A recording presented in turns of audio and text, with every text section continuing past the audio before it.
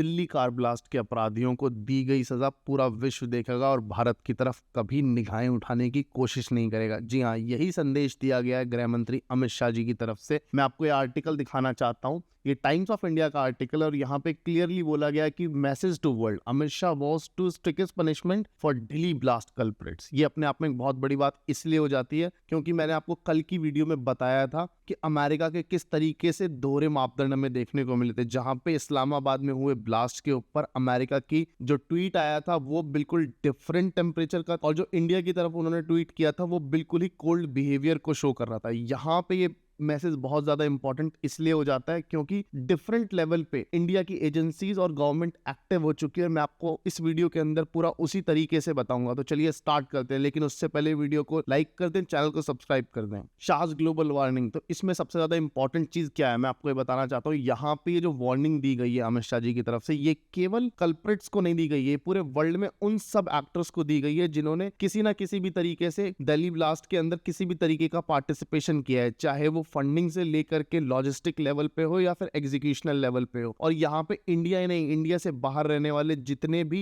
Agents रहे हो किसी भी खुफिया एजेंसी के या किसी भी टेररिस्ट ऑर्गेनाइजेशंस के हैंडलर्स रहे हो या फिर OGW रहे हो, सबको डायरेक्टली वार्निंग दी गई। और ये वार्निंग पाकिस्तान, तुर्की एंड बांग्लादेश के लिए और ज्यादा के लिए, क्योंकि जब से भारत ने इसे एक्ट ऑफ टेरर घोषित किया है पाकिस्तान के अंदर लोगों के होश उड़ हुए हैं। हमने कल की वीडियो में आपको बताया था किस तरीके से पाकिस्तान और बांग्लादेश की फटी पड़ी है। मैं आपको यहाँ पे लिंक डाल दूंगा कल की वीडियो का, आप उसको जाकर के देख सकते हैं। और दोस्तों, जब से ये स्टेटमेंट आया उसके बाद एक चीज पता लग रही है कि किस तरीके से गवर्नमेंट ने फ्री हैंड दिया हुआ है हमारी एजेंसीज को। मल्टीपल जगहों पे बस्टिंग चल रही है, डिस्गाइज को आइडेंटिफाई किया जा रहा है। फरीदाबाद, गुड़गांव, शाहपुर, नू और यहाँ तक कि जम्मू कश्मीर में लगभग 200 जगहों पे छापेमारी की गई है। और उसके बाद पंजाब के अंदर छापेमारी की गई है, वहां पे एक अलग ही लेवल का मॉड्यूल बस्ट किया गया है, वहां पे ग्रेनेड्स का मॉड्यूल बस्ट किया गया है। मैं आपको ये आर्टिकल दिखाना चाहूंगा, ये पंजाब पुलिस का न्यूज आई है, ये द हिंदू का आर्टिकल है। यहाँ पे इसमें क्लियर बताया कि Punjab police claims to have busted Pakistani based ISI backed grenade attack module. जी हाँ, यहाँ पे पंजाब पुलिस ने इस मॉड्यूल को बस्ट किया। यहाँ पे बताया गया कि चाइनीज मेड ग्रेनेड्स मिले हैं यहाँ पे, जो इनको इलीगल साइट पे मिले हैं। और यहाँ पे आइडेंटिफाई किया है कि ये जो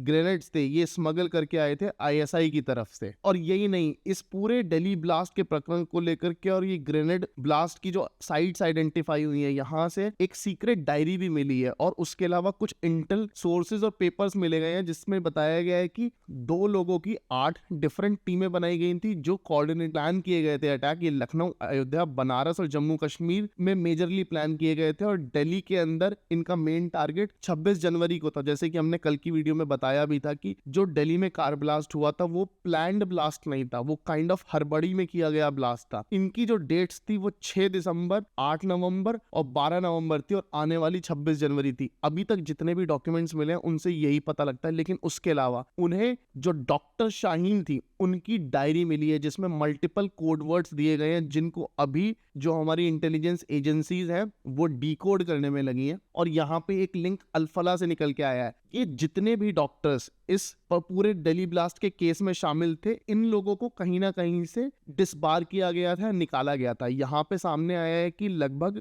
5 से 6 डॉक्टर ऐसे थे जिनको अल-फला यूनिवर्सिटी ने अपने यहाँ पे हायर किया था। उनको किसी ना किसी प्रीवियस ऑर्गेनाइजेशन से निकाला गया था, मिसकंडक्ट के चलते हुए या फिर अनलॉफुल एक्टिविटीज के चलते हुए। Without any background check Al Falah university ने इन लोगों को हायर किया था। और इन्हीं के यूनिवर्सिटी के रूम के अंदर ये सारे एक्सप्लोजिव भी असेंबल्स किए गए हैं। यूनिवर्सिटी ऑलरेडी कंट्रोवर्सी में चल रही थी, लेकिन अब उसके लाइसेंस को कैंसिल कर दिया गया है। जो ऑल इंडिया काउंसिल है यूनिवर्सिटीज की, उसने उसके लाइसेंस को डायरेक्टली कैंसिल कर दिया। तो technically they can not perform any legal duties which a university can perform. यहाँ पे मैं आपको एक चीज और बताता हूँ, बैकग्राउंड्स ऑफ की ऑपरेटिव। ये डॉक्टर उमर है, इसको बताया गया है कि ये प्लानर था पूरे के पूरे इस दिल्ली कार ब्लास्ट का, जो आर्किटेक्ट करने वाला था। ऑब्वियसली ये पूरा का पूरा मॉडल बस्ट हुआ था क्योंकि इनके प्लान को एग्जीक्यूट करने से पहले ही जो इंटेलिजेंस एजेंसीज थी वो इनको बस्ट करती आ रही थी, इनकी धरपकड़ चल रही थी। और जब इनकी धरपकड़ चल रही थी उस उसमें कहीं ना कहीं इन लोगों को भी ये चीज पता थी कि इनके लोग पकड़े जा रहे हैं और इनमें एक अजीब सा डर फैल गया था, और जो डर था वही लीड करके लेके गया था इनको इस डेस्परेशन के लिए, जहां पे इन्होंने जल्दी जल्दी में दिल्ली का अटैक किया था, जो बहुत डेडली और भी ज्यादा हो सकता, लेकिन जिस तरीके से हमारी एजेंसीज ने बहुत स्विफ्टली इसको कैप्चर किया था और पूरी की पूरे एरिया के अंदर लगभग भी 60 से 70 अरेस्ट किए थे और इनके पूरे स्लीपर सेल के नेटवर्क को तोड़ने की कोशिश की थी, उसमें कहीं ना कहीं इनके मन में एक बहुत ज्यादा बड़ा डर आ गया था, जिससे ये फोर्स हो गए थे कि हम जाते जाते कुछ तो करके जाएंगे। अच्छा, यहाँ पे मैं आपको एक चीज और बताना चाहता हूँ। फीमेल डॉक्टर जो शाहीन शाहिद थी, इसका लिंक जैश से था, और ये जो जैश से पहली बार मिली थी ये यूएई में मिली थी। ये ऑस्ट्रेलिया जाने की बात किया करती थी अपने हस्बैंड के साथ, लेकिन बाद में इसका तलाक हो गया था, और उसके बाद इसने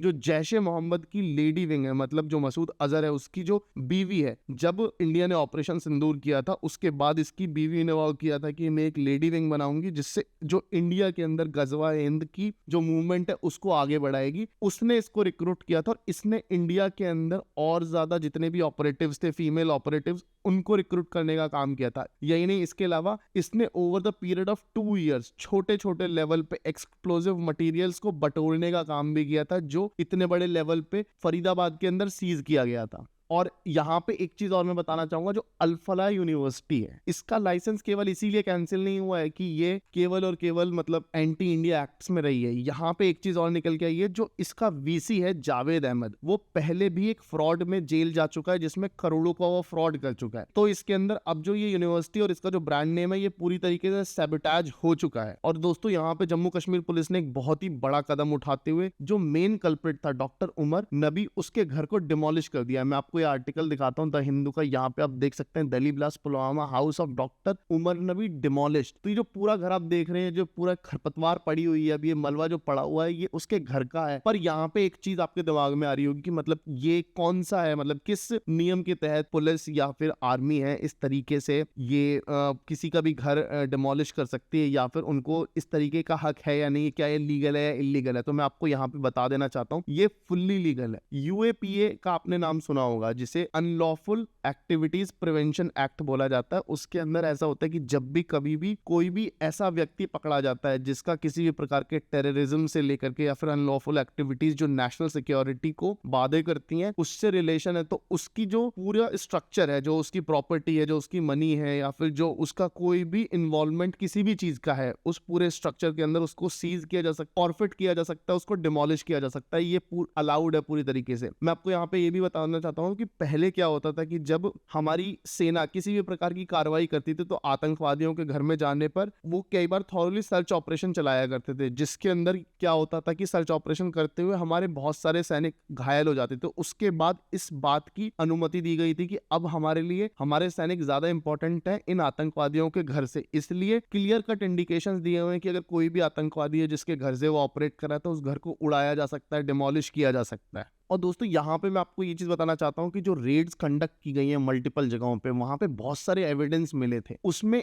एक डायरी मिली है जो बिलोंग करती है डॉक्टर शाहीन से, और उसके अंदर बहुत सारे रिपीटिव वर्ड्स पाए गए हैं और उसमें बहुत सारी चीजें पता लगी कि इस तरीके की जितनी भी मतलब ये आउटफिट रन कर रहे थे छोटे छोटे टीम्स में मल्टीपल एरियाज में थे। और यहाँ पे जो कोड वर्ड्स मिले हैं उस डायरी के अंदर उसको अभी डिकोड किया जा रहा है। वो जैसे ही डिकोड होंगे हमारे सामने आ जाएंगे वो, और हम आपके सामने भी रखेंगे उसको। यहाँ पे एक रीजनल और ग्लोबल एंगल आता है इस पूरी चीज का निकल के कि यहाँ पे पाकिस्तान की इस समय पे चल रही है अफगानिस्तान से वार, वहां पे टेक्निकली तालिबान की गवर्नमेंट है और पाकिस्तान ने अपने आप को स्टेट ऑफ वॉर में डिक्लेयर कर दिया। और यही नहीं, आज की न्यूज के अकॉर्डिंग जो पाकिस्तान से आई है वहां पे 47 डिफरेंट अमेंडमेंट्स किए गए हैं अपने कॉन्स्टिट्यूशन के अंदर, और आसिम मुनीर को फुल फ्लेज पावर दे दी गई है। एक तरीके से आसिम मुनीर अब तानाशाह की तरह पूरे पाकिस्तान को गवर्न कर सकते। और उसके बाद यहाँ पे तुर्की का एक एंगल निकल के आया है जिसमें पता लगा है कि तुर्की ने आइडियोलॉजी और फाइनेंशियली सपोर्ट किया है। आइडियोलॉजी में कैसे कि तुर्की ने बहुत सारे जो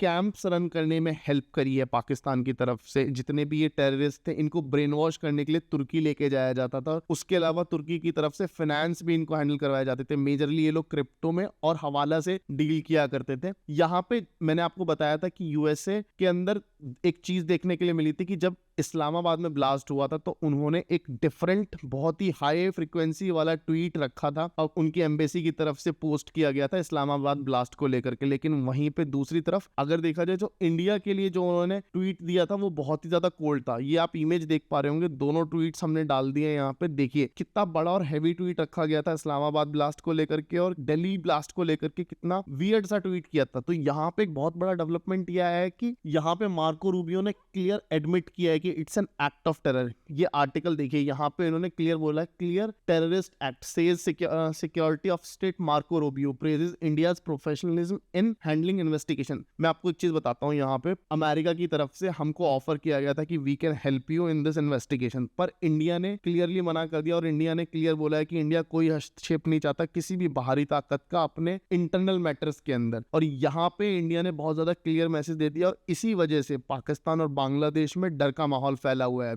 अभी जब से ये एक्ट ऑफ टेररिज्म डिक्लेयर हुआ है उसके बाद से यहाँ पे थोड़ा सा माहौल गर्म हो चुका है, क्योंकि इंडिया ने अपने पहले ही जो चेंजेस किए थे अपनी डॉक्ट्रिन के अंदर उसमें बोला था कि कोई भी terrorist act will be counted as act of war. तो जो भी टेररिज्म एक्ट इंडिया के अगेंस्ट किया जाएगा वो as a act of war ही लिया जाएगा। यहाँ पे पॉसिबल है कि ऑपरेशन सिंदूर दोबारा से रिज्यूम किया जाएगा और ये भी पॉसिबिलिटीज जताई जा रही है कि जो इंडिया की इंडस वाटर टेरिटरी थी उस पे बिल्कुल डेडलॉक किया जा सकता है। मतलब अभी हम जितना पानी अलाउ करते हैं पाकिस्तान को वो हो सकता है हम बिल्कुल ही क्लैंप ऑफ कर दें। हमने पूरी तैयारी कर रखी है, हमने आर्टिफिशियल ड्रेन्स, लॉक्स और आर्टिफिशियल रिवर्स बनाने का भी पूरा तैयारी करी हुई है। तो हम चाहे तो पाकिस्तान की तरफ जाने वाला जितना पानी है इंडस वाटर ट्रीटी का वो कंप्लीटली ब्रेक कर सकते हैं हम, जिससे पाकिस्तान के अंदर एक ड्रॉट की सिचुएशन पैदा हो जाएगी। और स्पेशली जब मई और अप्रैल में हम एंटर करेंगे मॉनसून के टाइम में दोबारा, तो उस टाइम पे हम पाकिस्तान को फ्लड कर सकते हैं। ये लड़ाई बहुत लंबी जाएगी, इंडिया इसको बहुत हल्के में नहीं ले रहा है। इंडिया ने ऑलरेडी बहुत क्लियर बोल दिया है कि इसका जवाब हम बहुत ही ज्यादा ड्रास्टिक और स्विफ्ट तरीके से देने वाले हैं। और दोस्तों मैं यहाँ आपको बताना चाहता हूँ कि अब पाकिस्तान का जो न्यूक्लियर थ्रेट था उसको कोई सीरियसली नहीं ले रहा है, क्योंकि जब हमने ऑपरेशन सिंदूर के अंदर बावलपुर और इनके नूर खान बेस पे अटैक किया था तो बहुत बड़े लेवल पे वहां पे मैसिव अर्थक्वेक्स फील किए गए थे, जिसका कयास कहीं ना कहीं ये भी लगाया जा रहा था कि इंडिया की तरफ से जो मिसाइल्स हिट हुई हैं वो उनके न्यूक्लियर एयर बेसिस पे लगी हैं, जिससे